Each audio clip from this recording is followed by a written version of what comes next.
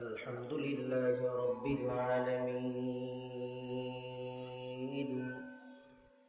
والعاقبة للمتقين والصلاة والسلام على سيد الأنبياء والمرسلين وعلى آله وأصحابه أجمعين. أما بعد فأعوذ بالله من الشيطان الرجيم. بسم الله الرحمن الرحيم. وأنكحوا الأيام منكم والصالحين من عبادكم وإمائكم إن يكونوا فقراء يغنهم الله من فضله. وقال تعالى في شان حبيبه إن الله وملائكته يصلون على النبي يا أيها الذين آمنوا صلوا عليه وسلموا تسليما. اللهم صل على محمد وعلى آل محمد كما صليت على إبراهيم وعلى آل إبراهيم إنك حميد مجيد. اللهم بارك على محمد وعلى آل محمد كما باركت على إبراهيم وعلى آل إبراهيم إنك حميد مجيد. الحمد لله. ঐতিহ্যবাহী চট্টগ্রাম জেলার সাতকানিয়া উপজেলা দক্ষিণ রূপকানিয়া ডিফেন্ডার্স অফ বাংলাদেশের উদ্যোগে আয়োজিত আজকের এই পবিত্র সিরাতুন নবী সাল্লাল্লাহু আলাইহি ওয়াসাল্লাম মাহফিলের সম্মানিত আমন্ত্রিত হযরত উলামায়ে কেরাম, মঞ্চে উপস্থিত সম্মানিত অতিথিবৃন্দ, সামনে উপবিষ্ট দিনদার ইমানদার ইসলাম প্রিয় মুসলমান ভাই এবং বন্ধুগণ, মাইকের আওয়াজ যতটুকু যাচ্ছে অত্র এলাকায় ছড়িয়ে ছিটিয়ে থাকা সম্মানিতা মা ও বোনেরা, আল্লাহ সুবহানাহু ওয়া তাআলার দরবারে শুকরিয়া আদায় করছি যে মহান রব আমাদেরকে আজকের এই মাহফিলে উপস্থিত হওয়ার তৌফিক দান করেছেন। সেজন্য সবাই শুকরিয়া আদায় করে পড়ছি আলহামদুলিল্লাহ। দরুদ এবং সালাম পেশ করছি রাহমাতুল লিল আলামিন সৈয়দুল মুরসালিন খাতামুন নবিয়্যিন মুহাম্মদুর রাসূলুল্লাহ সাল্লাল্লাহু আলাইহি ওয়াসাল্লামের উপর, যার মাধ্যমে আল্লাহ সুবহানাহু ওয়া তাআলা দ্বীন ইসলামের সমস্ত বিধিবিধানগুলো আমাদেরকে শিক্ষা দান করেছেন। সম্মানিত প্রিয় উপস্থিতি, সময় কম, আমাকে একটি বিষয় দেওয়া হয়েছে। বিষয়টা হচ্ছে ইসলামী শরীয়তের মধ্যে বিবাহের বিধান এবং বর্তমানে বিয়ের নাম দিয়ে, মেহেদি অনুষ্ঠানের নাম দিয়ে যে শরিয়া বিরোধী কার্যকলাপ করা হয় তার কুফল বর্ণনা। আমরা আমাদের আলোচনাকে দুইটা পয়েন্টে ভাগ করব। প্রথম নাম্বার হলো ইসলামে বিয়ের বিধান। বিয়েকে আরবিতে নিকাহ বলা হয়। নিকাহ শব্দটি এসেছে আল্লাহ সুবহানাহু ওয়া তাআলা কোরআন শরীফও ব্যবহার করেছেন, রাসূলুল্লাহ সাল্লাল্লাহু আলাইহি ওয়াসাল্লাম হাদিসের মধ্যেও ব্যবহার করেছেন। এই নিকাহ শব্দটি হচ্ছে বাবে দরাবা থেকে।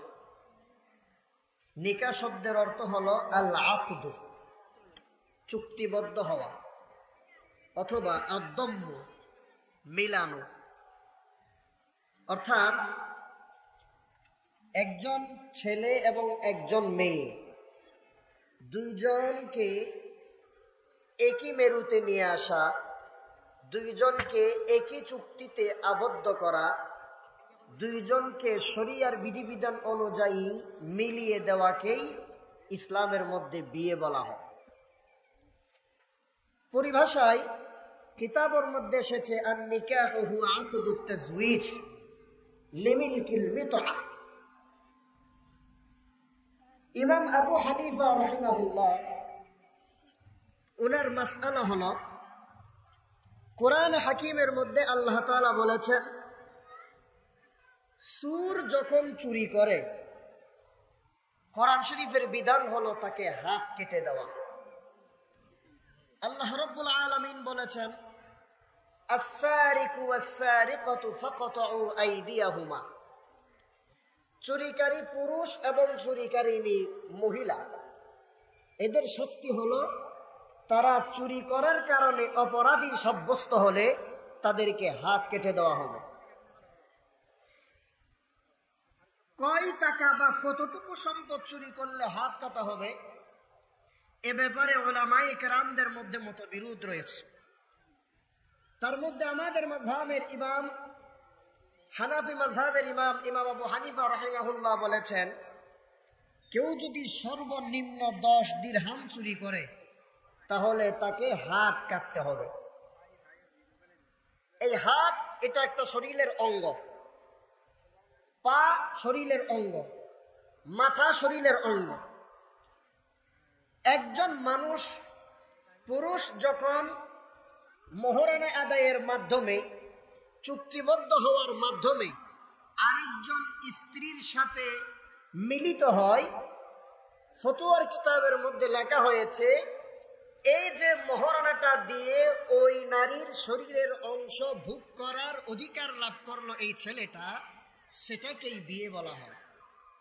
অর্থাৎ সহজ ভাষায় যদি আমরা বলি তাহলে একজন পুরুষ একজন মহিলার শারীরিক যা কিছু আছে তার সমস্ত শরীরের উপর অধিকার ভোগ করার যেই চুক্তি তাকেই বিয়ে বলা হয়। এজন্য ইসলামী শরিয়া বিয়ের মাধ্যমে স্বামী আর স্ত্রী, পুরুষ আর নারী মিলিত হলে এটাকে সওয়াবের কাতারে নিয়ে গিয়েছে। বিয়ের পরে স্বামী আর স্ত্রী মিলিত হলে সওয়াব হয়, নেকি হয়, বৈধ সন্তান জন্ম হয়।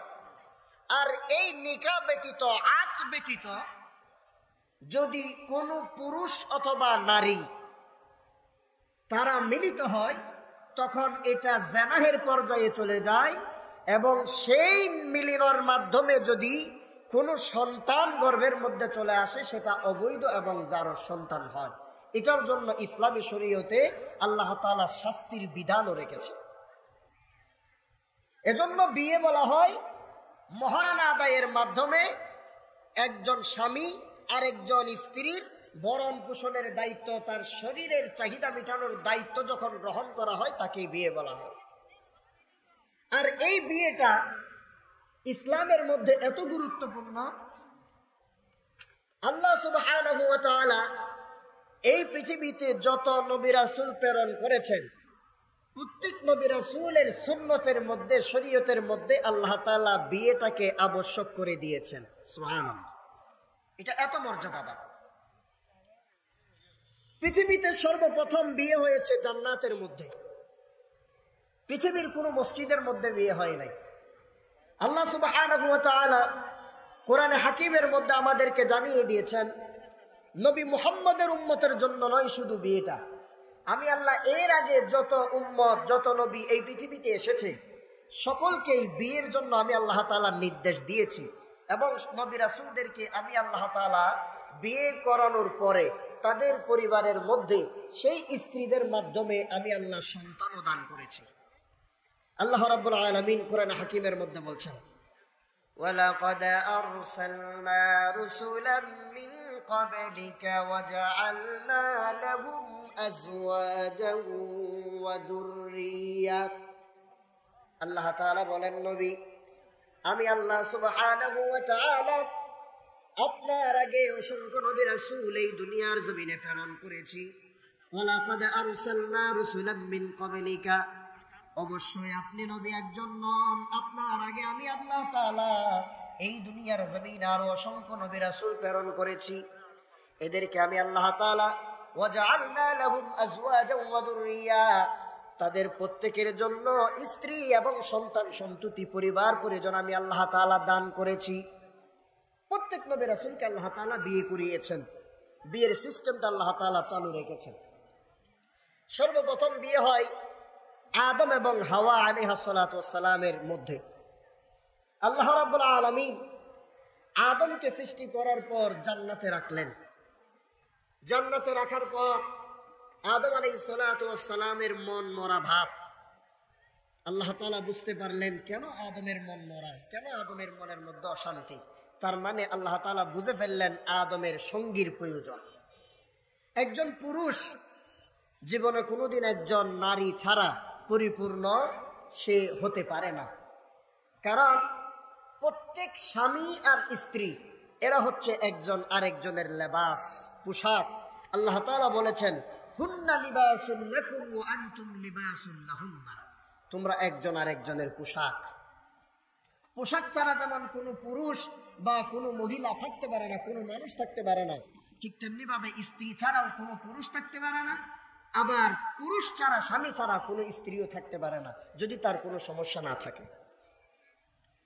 তাহলে বুঝতে পারলাম ইসলামের মধ্যে প্রত্যেক নবী রাসূল বিয়ে করেছেন।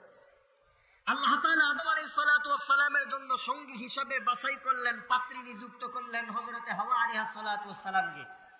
আল্লাহ তাআলা হাওয়া আলাইহিস সালাতু ওয়াস সালামকে তার স্বামী আদম থেকে সৃষ্টি করলেন। এদের দুইজনকে আল্লাহ তাআলা জান্নাতের মধ্যে বিয়ে পড়িয়ে দিয়ে তারপরে জান্নাতে বসবাস করার জন্য বললেন। সেই কথাও কোরআন হাকিমের মধ্যে আছে। আল্লাহ রাব্বুল আলামিন বলছেন, ইয়া আইয়ুহান নাসু ইত্তাকু রাব্বাকুমুল্লাযী খালাকাকুম মিন নাফসিন ওয়াহিদা ওয়া খালাকা মিনহা যাওজাহা। আল্লাহ তাআলা দুনিয়ার মানুষকে বলছেন, ও দুনিয়ার মানুষ, ইত্তাকু রাব্বাকুমুল্লাযী খালাকাকুম মিন নাফসিন ওয়াহিদা, তোমরা তোমাদের সেই রবকে ভয় করো, আল্লাহকে ভয় করো, যিনি তোমাদেরকে একটি মাত্র আত্মা আদম থেকে সৃষ্টি করেছেন। এরপরে আল্লাহ তাআলা ওয়া খালাকা মিনহা যাওজাহা, তার থেকে তার স্ত্রী হাওয়াকে তিনি সৃষ্টি করেছেন। আদম এবং হাওয়া এরা দুইজন স্বামী স্ত্রী। এদেরকে বিয়ে দেওয়ার পর আল্লাহ তাআলা বলছেন, ইয়া আদম উসকুন আনতা ওয়া যাওজুকাল জান্নাহ, ও আদম তুমি এখন আর একা নয়, তোমার সাথে বিবাহ দেওয়া হলো হাওয়াকে, তোমরা দুইজন স্বামী আর স্ত্রী, তোমরা দুইজন আজ থেকে জান্নাতের মধ্যে বসবাস করবা। আর এই জান্নাতের মধ্যে ওয়াকুলা মিনহা রাগাদান হাইতু শিতুমা, জান্নাতের যত নাজ নেয়ামত আছে এই নাজ নেয়ামত থেকে যত মন চাই তোমরা খেতে পারবা, ভক্ষণ করতে পারবা, কিন্তু ওয়ালা তাকরাবা হাদিহিশ শাজারা ফাতাকুনা মিনাজ জালিমিন। আল্লাহ তাআলা বলেন, কিন্তু এই গাছের দিকে যদি যাও, গাছের ফল যদি তোমরা খাও, তাহলে অবশ্যই দুইজন জালেমের অন্তর্ভুক্ত হয়ে যাবা। শয়তান তাদেরকে জান্নাত থেকে বহিষ্কার করে দেওয়ার জন্য বিভিন্নভাবে কুমন্ত্রণা দিল। নারীদের মন একটু নরম হয়, সেজন্য হাওয়া আলাইহিস সালাতু ওয়াস সালামের মাধ্যমে সে ধোঁকার মধ্যে, প্ররোচনার মধ্যে ফেলে দেওয়ার পর তাদের দুইজনকে জান্নাত থেকে বের করে ফেললো। আমি তো আল্লাহর কাছে শুকরিয়া আদায় করে বলি, আল্লাহ যদি সেই দিন আদম এবং হাওয়াকে জান্নাত থেকে বের না করতেন, তাহলে আপনি আমি আমরা আপনারা কেউ দুনিয়ায় আসার সুযোগই পেতাম না। কথা ঠিক না? যদি আদম এবং হাওয়া জান্নাত থেকে বহিষ্কার না হয়ে আল্লাহ যদি তাদেরকে বের করে দুনিয়াতে না পাঠাতেন, তাহলে এই দুনিয়ায় আমরা আপনারা কেউ আর আসতে পারতাম না। আল্লাহ রাব্বুল আলামিন বলেন জান্নাতের মধ্যে তো এইরকম কাজ হয় না, সেই জন্য আমি আল্লাহ তাআলা ওয়াবাসসা মিনহুমা রিজালান কাসীরান ওয়া নিসা, এদের দুইজনকে আমি আল্লাহ জান্নাত থেকে বের করে দিলাম শয়তান সহ। সবাই দুনিয়ার জমিনে চলে আসলো। দুনিয়ার জমিনে চলে আসার পর স্বামী আর স্ত্রী আদম এবং হাওয়া অনেকটা দিন কান্নাকাটি করলো। কান্নাকাটি করার পর আল্লাহ তাআলা তাদের দোয়া কবুল করে নিলেন, তাদেরকে ক্ষমা করে দিলেন। দোয়া কবুল করার পর আল্লাহ রাব্বুল আলামিন বলেন তারা দুইজন স্বামী স্ত্রী বৈধভাবে মিলন করলো, মিলিত হলো। আমি আল্লাহ তাআলা ওই মিলিত হওয়ার মাধ্যমে ওয়াবাসসা মিনহুমা রিজালান কাসীরান ওয়া নিসা, আদম এবং হাওয়া উভয়ের মাধ্যমে দুনিয়ায় অসংখ্য নারী আর পুরুষ ছড়িয়ে দিয়েছি। তাহলে প্রথম পাত্র পাত্রী ছিলেন আদম এবং হাওয়া। এদের বিয়ে হয়েছে জান্নাতের মধ্যে, এদের বসবাস হয়েছে জান্নাতের মধ্যে। কিন্তু সেখান থেকে আল্লাহ তাআলা তাদের দুইজনকে পৃথিবীতে প্রেরণ করার মাধ্যমে বনি আদমের এই সৃষ্টির ব্যাপকতা আল্লাহ তাআলা পৃথিবীতে ছড়িয়ে দিয়েছেন। সম্মানিত প্রিয় মুসলমান বন্ধুগণ, এবার বনি আদম দুনিয়ার মধ্যে বৃদ্ধি পেতে লাগলো।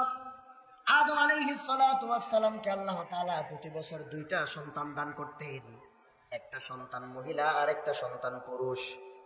জোড়াই জোড়াই দুইটা সন্তান আল্লাহ তাআলা দান করতেন। আদম আলাইহিস সালাতু ওয়াস সালামের শরীয়ত ছিল ভাই এবং বোন বিয়ে করবে। কারণ হলো আদম আলাইহিস সালাতু ওয়াস সালামের সন্তানেরা ছাড়া দুনিয়ার মধ্যে আর কোনো মানুষ নাই। সেই জন্য ভাই বোনের মধ্যে বিয়ে দেওয়াটা আল্লাহ তাআলা বৈধ করে দিলেন। আদম আলাইহিস সালাতু ওয়াস সালামের এইবারের সন্তানের সাথে গতবারের মেয়ে, গতবারের ছেলের সাথে এইবারের মেয়ে, এইরকম ভাবে ভাই বোন বিয়ে করাটা আল্লাহ তাআলা বৈধ দিয়েছেন। তবে একসাথে দুই ভাই বোন জন্ম নেওয়া এদেরকে আল্লাহ তাআলা বিয়ে করাটা অবৈধ করে দিলেন। সহোদর যারা ভাই বোন এরা বিয়ে করতে পারবে না। আগের বোন এবারের ভাই, এবারের বোন আগের ভাই, এইরকম ভাবে আদম আলাইহিস সালাতু ওয়াস সালামের শরীয়তে বিয়ে হতো, ভাই বোন বিয়ে হতো। এরকম ভাই বোন বিয়ে হওয়ার মাধ্যমে আস্তে আস্তে আস্তে আস্তে আপনারা জানেন ঘটনা হাবিল আর কাবিল। এখন এরা দুইজন মারামারি লাগলো। এ বলতেছে যে আমি আমার নিজের বোনকে বিয়ে করব, অথচ শরীয়তের মধ্যে নিজের বোন বিয়ে করা জায়েজ নাই, আগের বোনকে বিয়ে করতে হবে। সে রাজি না হওয়াতে নিজের ভাইকে সে হত্যা করলো। লম্বা ঘটনা আল্লাহ তাআলা কোরআনে হাকিমের মধ্যে নাজিল করেছেন, ঘটনা বর্ণনা করেছেন। এটাও নারী কেন্দ্রিক ব্যাপার। তাহলে বুঝতে পারলাম আদম আলাইহিস সালাতু ওয়াস সালামের শরীয়তে ভাই বোন বিয়ে করা জায়েজ। এখন আদম আলাইহিস সালাতু ওয়াস সালামের শরীয়তে ভাই বোন বিয়ে করা জায়েজ ছিল কেন? কারণ তারা ছাড়া এই পৃথিবীতে আর কেউ ছিল না। আস্তে আস্তে আস্তে আস্তে যখন দুনিয়াটা বিশাল হতে লাগলো, দুনিয়ার মধ্যে মানুষ যখন বেশি হতে লাগলো, আল্লাহ রাব্বুল আলামিন এইবার ভাই বোন বিয়ে করাটা হারাম করে দিলেন। আল্লাহ তাআলা কোনোভাবেই ভাই বোন বিয়েটা মেনে নেন না, এটাকে আল্লাহ তাআলা অবৈধ ঘোষণা করলেন। এইবার আল্লাহ রাব্বুল আলামিন বলছেন, ও নবী, আপনার উম্মতের জন্য ভাই বোন বিয়ে করতে পারবে না, বরং ভাই বোন ছাড়া এলাকার মধ্যে আর যে মহিলাগুলো আছে সেখান থেকে যার যাকে পছন্দ হয় সে তাকে বিয়ে করবে। সুবহানাল্লাহ। ভাই বোন বিয়ে করতে পারবে না, এলাকার মধ্যে খুঁজে খুঁজে তালাশ করে করে মেয়ে দেখে দেখে যার যাকে পছন্দ হয় সব দিক থেকে যখন অ্যাপ্রোপ্রিয়েট হবে, সব দিক থেকে যখন যথোপযুক্ত মনে হবে, তখন শরীয়তের ভিত্তিতে তাকে বিয়ের প্রস্তাব দেওয়ার মাধ্যমে তাকে বিয়ে করবে। এখন আল্লাহ রাব্বুল আলামিন বিয়ের আয়াত নাযিল করে দিলেন। আল্লাহ তাআলা বলেন, ফানকিহু মা তাবা লাকুম মিনান নিসাই মাসনা ওয়া সুলাসা ওয়া রুবা। আল্লাহ রাব্বুল আলামিন বলেন, দুনিয়ার মানুষ, ফানকিহু, তোমরা বিয়ে করো, মা তাবা লাকুম মিনান নিসা, মহিলাদের মধ্য থেকে যেই মেয়েকে তোমার পছন্দ হয় ওই মেয়েকে বিয়ে করো। এই মেয়েদের মধ্য থেকে কয়জনকে বিয়ে করতে পারবে? একজন পুরুষ। আল্লাহ তাআলা বলেন, মাসনা, দুই দুই, ওয়া সুলাসা, তিন তিন, ওয়া রুবা, চার চারটা করে বিয়ে করো, কোনো অসুবিধা নাই। সুবহানাল্লাহ। চারটা বিয়ে করার জন্য অনুমতি আছে পুরুষের, তবে কোন ক্ষেত্রে অনুমতি? আল্লাহ রাব্বুল আলামিন বলেন, চারটা স্ত্রীকে যদি তুমি সমানভাবে ন্যায় সঙ্গতভাবে আচরণ করতে পারো, 4টা স্ত্রীর যদি সঠিকভাবে অধিকার তুমি আদায় করতে পারো তাহলে 4টা বিয়ে করবা। যদি তুমি ন্যায় বিচার করতে না পারো, একজনকে বেশি দেখতে পারো আর একজনকে কম দেখতে পারো, একজনকে স্বর্ণ দিলা 5 ভরি আর একজনকে স্বর্ণ দিলা 2 ভরি, একজনকে 3 পিস দিলা 500 টাকার আর একজনকে দিলা 200 টাকার, এইরকম যদি বৈষম্য তুমি করো তাহলে তোমার জন্য 4টা বিয়ে করা বৈধ নয়। আল্লাহ তাআলা বলেন ওয়া ইন খিফতুম আল্লা তা'দিলু ফাওয়াহিদাতান, আল্লাহ তাআলা বলেন যদি স্ত্রীদের মধ্যে ন্যায় বিচার করতে না পারো তাহলে তোমরা 4টা বিয়ে করবা না, একটা নিয়েই তোমাকে খুশি থাকতে হবে। যদি সামর্থ্য থাকে তাহলে ন্যায় বিচার করতে পারলে একজন পুরুষ 4টা স্ত্রী রাখার অধিকার আছে, আর যদি সামর্থ্য না থাকে তাহলে একজন পুরুষ একটা স্ত্রীকে বিয়ে করবে, এটাই শরিয়া। সমস্ত নবীদের সুন্নাত হলো বিয়ে করা, আবার বিশ্বনবী রাহমাতুল্লিল আলামিনের সুন্নাত হলো বিয়ে করা। আল্লাহর হাবিব সাল্লাল্লাহু আলাইহি সাল্লাম বলেন আমার উম্মতের মধ্যে যেই ব্যক্তি বিয়ে করে না সেই ব্যক্তি আমার উম্মতের মধ্যে অন্তর্ভুক্ত হবে না। আল্লাহর নবী বলেন ক্বালা রাসূলুল্লাহ সাল্লাল্লাহু আলাইহি ওয়াসাল্লাম আন-নিকাহু মিন সুন্নতি ফামান রাগিবা আন সুন্নতি ফালাইসা মিন্নি। আল্লাহর হাবিব বলেন বিয়ে হলো, নিকাহ হলো আমি নবীর সুন্নাত। যে ব্যক্তি আমি নবীর সুন্নাহকে ডিনাই করে, যে ব্যক্তি আমি নবীর সুন্নাহকে অগ্রাহ্য করে, যেই ব্যক্তি আমি নবীর সুন্নাহকে অগ্রাহ্য করে, যেই নবী আমার সুন্নাহকে, যেই মানুষ আমি নবীর সুন্নাহকে পাশ কাটিয়ে চলে যায়, আল্লাহর হাবিব বলেন ফালাইসা মিন্নি, সেই ব্যক্তি আমি নবীর উম্মতের অন্তর্ভুক্ত নয়। তাহলে বিয়ে আগের নবীদের সুন্নাত, মুহাম্মদ রাসূলুল্লাহ সাল্লাল্লাহু আলাইহি ওয়াসাল্লামের সুন্নাত। এখন বিয়ে করবেন, ঠিক আছে, বিয়ের একটা পর্যায় থাকতে হবে, বিয়ের একটা বয়স থাকতে হবে। আপনি কোন সময় বিয়ে করবেন? আল্লাহর হাবিব সাল্লাল্লাহু আলাইহি ওয়াসাল্লাম হাদিসের মধ্যে বলে দিয়েছেন যখন ছেলে প্রাপ্ত বয়স্ক হয়ে যাবে, বালেগ হয়ে যাবে, যখন ছেলে দুনিয়াদারে বুঝতে পারবে, যখন ছেলে বিয়ে না করার কারণে গুনাহের খাতার মধ্যে নাম লিখিয়ে ফেলবে, তখন মা বাবার দায়িত্ব হলো তাড়াতাড়ি করে সন্তানকে বিয়ে করিয়ে দেওয়া। যদি বিয়ের কারণে, মা বাবার কারণে সন্তান যদি গুনাহের মধ্যে লিপ্ত হয়ে যায়, আল্লাহর হাবিব বলেন ওই সন্তান তার সন্তানের আমলনামার মধ্যে থাকবে না, বরং ওই গুনাহ তার বাবার আমলনামায় চলে যাবে। এজন্য বিয়ের বয়স হয়ে গেলে মা বাবার দায়িত্ব হলো সন্তানকে বিয়ে করিয়ে দেওয়া। আল্লাহর হাবিব বলেন ক্বালা রাসূলুল্লাহ সাল্লাল্লাহু আলাইহি ওয়াসাল্লাম ফাইদা বালাগা ফালইউযাওইজহু। আল্লাহর হাবিব এই দুনিয়ার জমিনে যারা সন্তানের বাবা তাদেরকে ঘোষণা দিয়া বলছেন ফাইদা বালাগা, ও দুনিয়ার বাবারা, তোমার সন্তান যখন বালেগ হয়ে যাবে ফালইউযাওইজহু, তুমি তাকে তাড়াতাড়ি করে বিয়ে দিয়ে দাও। কারণ ফাইন বালাগা ওয়া লাম ইউযাওইজহু, সে বালেগ হয়ে গেল কিন্তু তাকে বিয়ে করালে না, বিয়ে না করানোর কারণে সে যদি ফাআসাবা ইসমান, সে যদি পাপের মধ্যে লিপ্ত হয়ে যায়, গুনাহের মধ্যে লিপ্ত হয়ে যায়, আল্লাহর হাবিব বলেন ফাইন্নামা ইসমুহু আলা আবিহি, তাহলে ওই পাপের গুনাহটা তার বাবার আমলনামার মধ্যে চলে যাবে। বিয়ে না করার কারণে আপনার সন্তান যদি গুনাহ করে তাহলে গুনাহটা আপনার আমলনামায়ও চলে যাবে। এজন্য আল্লাহর হাবিব বলেছেন প্রাপ্তবয়স্ক হয়ে গিয়েছে তখনই তুমি তোমার সন্তানকে বিয়ে করিয়ে দাও।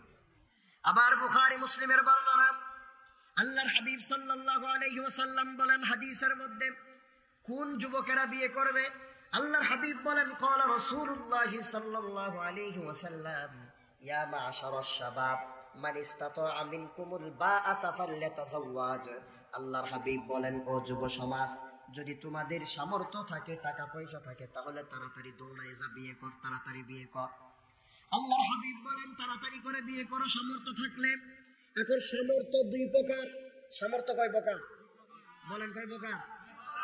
একটা হলো আর্থিক সামর্থ্য, আরেকটা হলো শারীরিক সামর্থ্য। আর্থিক সামর্থ্য যদি হাজারও তোমার থাকে তুমি বিয়ে করতে পারবে না যদি শারীরিক সামর্থ্য না থাকে। এই জন্য হাদিসের মধ্যে আছে আল্লাহ রাব্বুল আলামিন আমাদের জন্য জানিয়ে দিয়েছেন যদি কোনো পুরুষের শারীরিক অক্ষমতা থাকে তাহলে ওই ব্যক্তির জন্য বিয়ে করাটা হারাম। শারীরিক সামর্থ্য যদি কারো না থাকে তাহলে তার জন্য বিয়ে করাটা কি? হারাম। কেন হারাম? কারণ হলো যদি একজন শারীরিকভাবে অক্ষম মানুষ একজন মহিলাকে বিয়ে করে গোপন রেখে, তথ্য গোপন রেখে যদি ওই মহিলাটাকে বিয়ে করা হয়, তাহলে ওই মহিলার উপর আপনি জুলুম করলেন, ওই মহিলার অধিকার আপনি হনন করলেন। কারণ একটা মহিলা নিজের সতী সাধ্য, নিজের সতীত্বকে রক্ষা করে চলে একজন স্বামীর জন্য।